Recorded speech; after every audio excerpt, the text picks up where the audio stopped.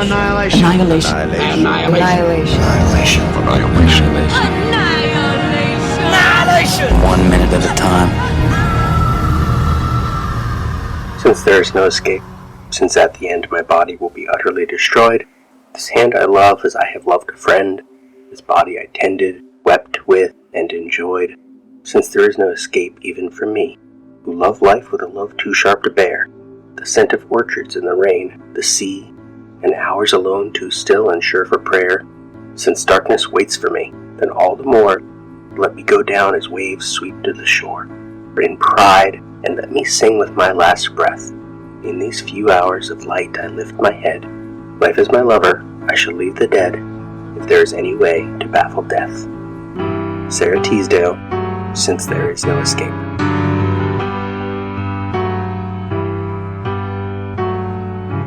This is my body, and I live in it. It's 29 and 12 months old. It's changed a lot since it was new. It's done stuff it wasn't built to do. I often try to fill it up with wine, and the weirdest thing about it is I spend so much time hating it, but it never says a bad word about me. This is my body, and it's fine. It's where I spend the vast majority of my time. It's not perfect, but it's mine. It's not perfect.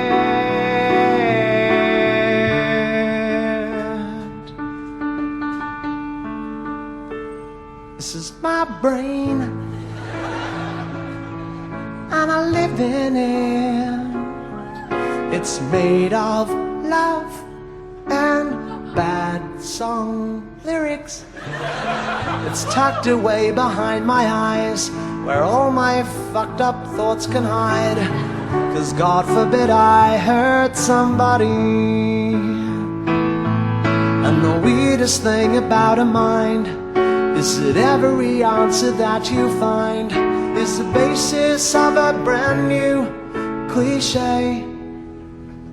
This is my brain, and it's fine. It's where I spend the vast majority of my time. It's not perfect, but it's mine. It's not perfect, but it's mine. It's not perfect. I'm not quite sure I've worked out how to work it. It's not perfect, but it's mine.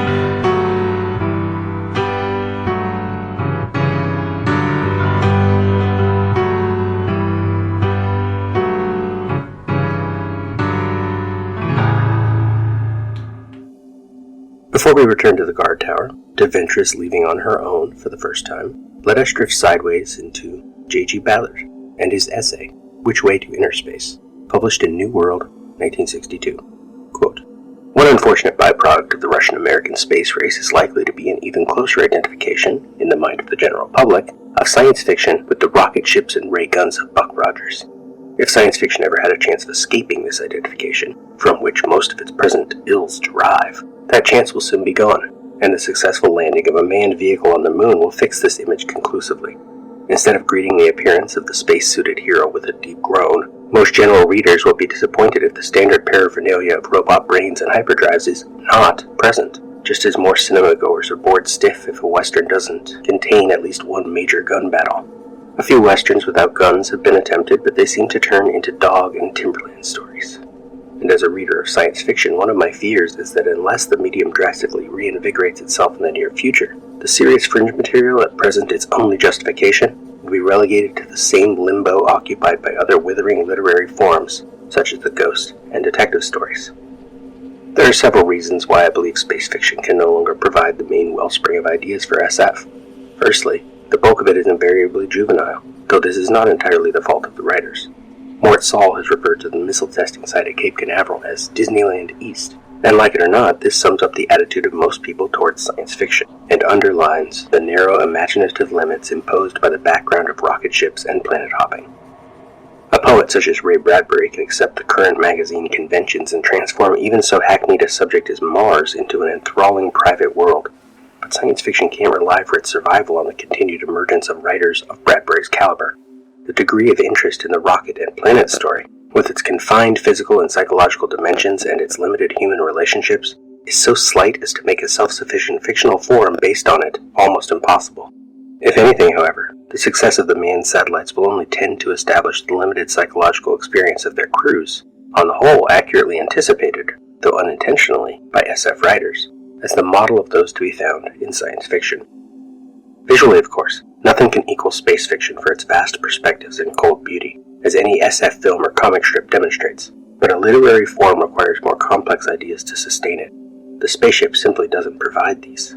Curiously enough, in the light of the present roster of astronauts, the one authentic element in old-style space opera is its wooden, one-dimensional dialogue. But if one can't altogether blame Commander Shepard for his "boy, what a ride," Major Titov's dreamless sleep after the first night in space was the biggest letdown since the fall of Icarus. How many SF writers must wish they had been writing his script? But my real objection to the central role now occupied by the space story is that its appeal is too narrow. Unlike the Western, science fiction can't rely for its existence upon the casual, intermittent pleasure it may give to a wide, non-specialist audience, if it is to hold its ground and continue to develop. As with most specialized media, it needs a faithful and discriminating audience who will go to it for specific pleasures, similar to the audience for abstract painting or serial music. The old guard space opera fans, although they probably form the solid backbone of present SF readership, won't be able to keep the medium alive on their own. Like most purists, they prefer their diet unchanged, and unless SF evolves, sooner or later, other media are going to step in and take away its main distinction, the right to be the shop window of tomorrow. Too often recently, when I've wanted to stimulate my imagination, I've found myself turning to music or painting rather than to science fiction, and surely this is the chief thing wrong with it at present. To attract a critical readership, science fiction needs to alter completely its present content and approach. Magazine SF was born in the 1930s, and like the pseudo-streamlined architecture of the 30s, it is beginning to look old-fashioned to the general reader. It's not simply that time travel, psionics, and teleporting, which have nothing to do with science anyway and are so breathtaking in their implications that they require genius to do them justice, date science fiction. The general reader is intelligent enough to realize that the majority of the stories are based on the most minor variations on these themes, rather than on any fresh imaginative leaps. Historically, this type of virtuosity is a sure sign of decline, and it may well be that the real role science fiction has to play is that of a minor eclectic pastime, its few magazines sustained by opportunist editorial swerves after the latest popular science fad. Rejecting this view, however, and believing that SF has a continuing and expanding role as an imaginative interpreter of the future, how can one find a new wellspring of ideas? First, I think science fiction should turn its back on space, on interstellar travel, extraterrestrial life forms, galactic wars, and the overlap of these ideas that spreads across the margins of 9/10 of magazine SF. Great writer though he was, H.G. Wells has had a disastrous influence on the subsequent course of science fiction. Not only did he provide it with a repertory of ideas that have virtually monopolized the medium for the last 50 years, but he established the conventions of its style and form, with its simple plots, journalistic narrative, and standard range of situation and character. It is these, whether they realize it or not, that SF readers are so bored with now, and which are beginning to look increasingly outdated by comparison with the developments in other literary fields. I've often wondered why SF shows so little of the experimental enthusiasm which has characterized painting, music, and the cinema the last 4 or 5 decades, particularly as these have become wholeheartedly speculative, more and more concerned with the creation of new states of mind, constructing fresh symbols and languages where the old cease to be valid. Similarly, I think science fiction must jettison its present narrative forms and plots. Most of these are far too explicit to express any subtle interplay of character and theme. Devices such as time travel and telepathy, for example, save the writer the trouble of describing the interrelationships of time and space indirectly, and by a curious paradox they prevent him from using his imagination at all, giving him very little true freedom of movement within the narrow limits set by the device. The biggest developments of the immediate future will take place not on the moon or Mars, but on Earth, and it is inner space, not outer, that needs to be explored. The only true alien planet is Earth. In the past, the scientific bias of SF has been towards the physical sciences, rocketry, electronics, cybernetics, and the emphasis should switch to the biological sciences. Accuracy, that last refuge of the unimaginative, doesn't matter a hoot. What we need is not science fact, but more science fiction, and the introduction of so-called science fact articles is merely an attempt to dress up the old Buck Rogers material in more respectable garb. More precisely, I'd like to see SF becoming abstract and cool, inventing fresh situations and contexts that illustrate its themes obliquely. For example, instead of treating time like a sort of glorified scenic railway, I'd like to see it used for what it is, one of the perspectives of the personality, and the elaboration of concepts such as the time zone, deep time, and archaeopsychic time.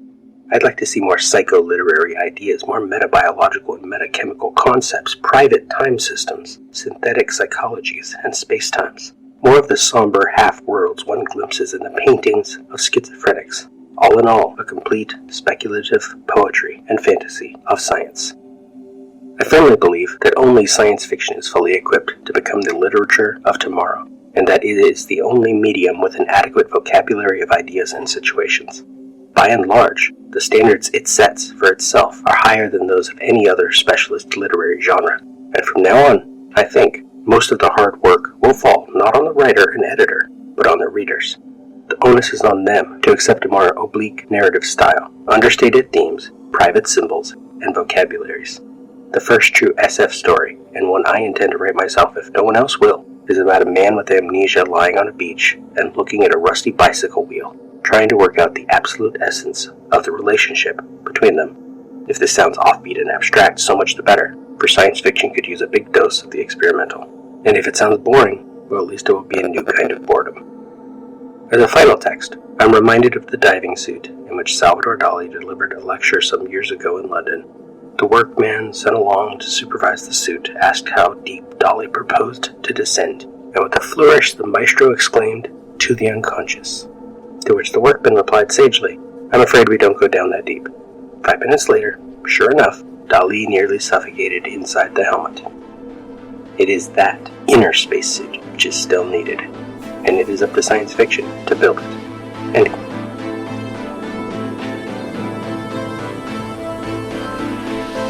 I seem to go nowhere. Please won't you tell me, why I'm losing myself again?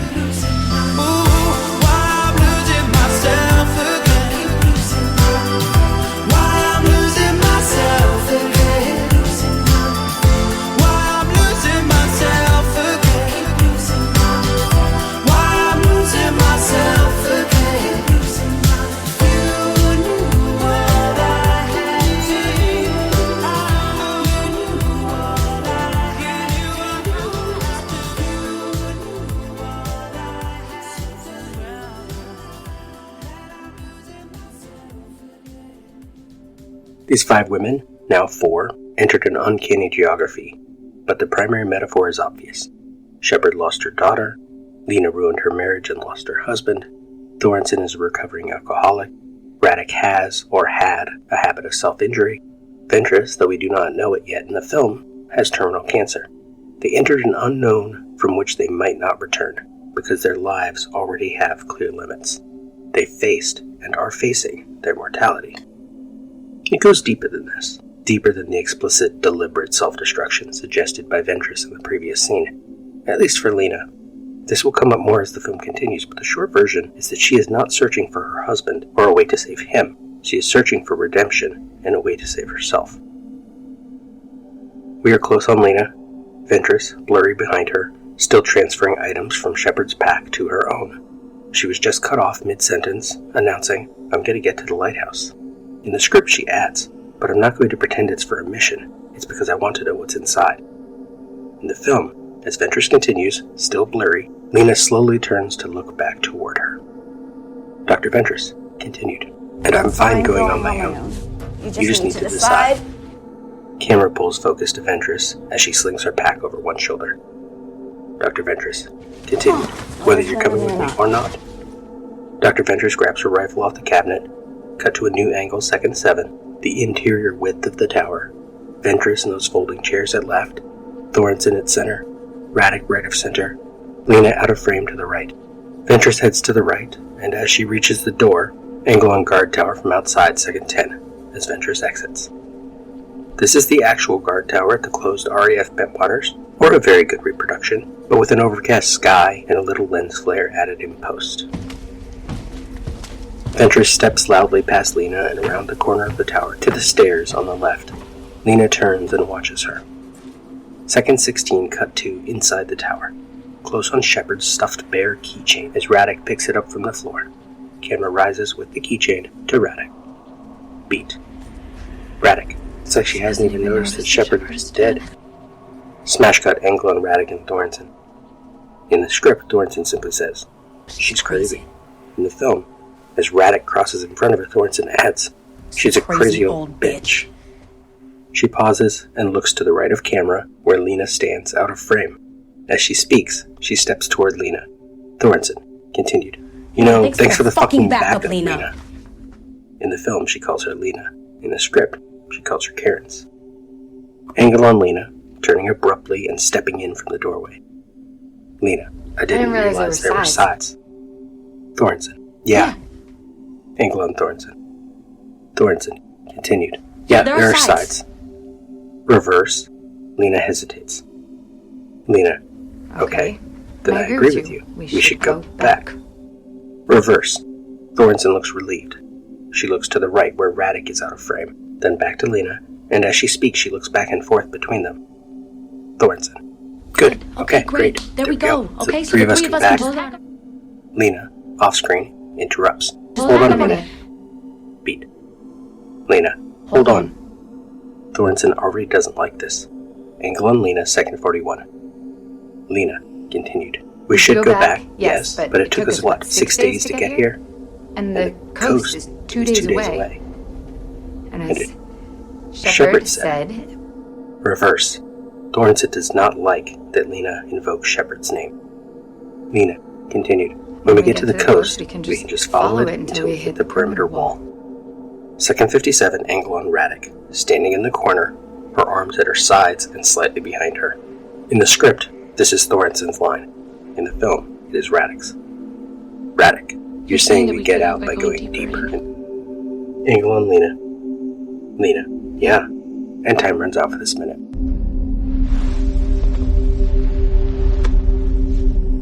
We spoke. What was it we said? Wordlessly watching, he waits by the window and wonders at the empty place inside.